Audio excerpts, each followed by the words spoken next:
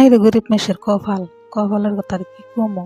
সারাটা দিন ভরে কাম করছি, তার সত্ত্বেও আবার এই কাড়া গাছ গুনে এখানে পোড়া দেন নাকি পড়তে পড়তে মালিকে কয়, বলে জঙ্গলটি পোড়া দেশ নাকে, পোড়া দেশ নাকে, ভাত খাওয়াই না টাইম পেই না। এই ফার্মে সারা কাম কইরে এই সন্ধ্যার সম ফিরা ভরে এগিনা পোড়া ধরছি, এনে আগুন গুনে জ্বালিয়ে দিতেছি। তোমরা সারাটা দিন ভরে কাম করার পরও আবার এই যেগিনা বাড়ি বেলা করে পোড়া দিবেন নিছি। তোমরা কাড়া গাছ গুনা আসালেন দিয়ে কাড়া গাছ গুনা কাটছি, কাইডা হেনে মালিকে পড়তে পড়তে কয়, বলে এখানে জঙ্গল গুনা পোড়া দে, পোড়া দে।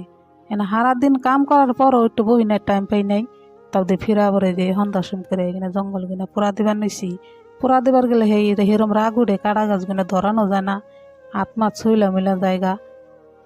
তো বন্ধুরা, মালিকে যে কথা গুনা কইছে ভালোর জন্যই কইছে, তার মানে জঙ্গল গুনা থাকলে হাফ পোকা আছে দুনিয়ার, ওই যে হাফ করে কি জঙ্গলের তলে তলে যায় যায় হইয়া থাকে ঠান্ডার দিন আরো।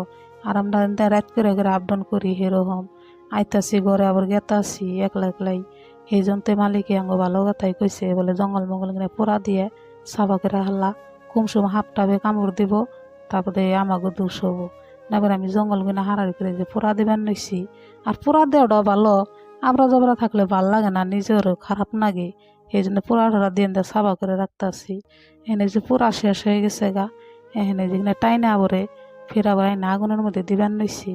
ধরান জানা দুনিয়ার কাঢ়া, আর আগুন ধরাতে যে একটা লাগে না, খারাপ লাগে, সহসে আগুন কিনা ধরবার চায় না। আমি ওর যে আদান বস্তা দিয়ে ওই আগুন কিনা ধরে দিবার নিছি। তো বন্ধুরা, কি আর কমো, যেসব মুরগি গুনা আহে দুনিয়ার হাফ না জানি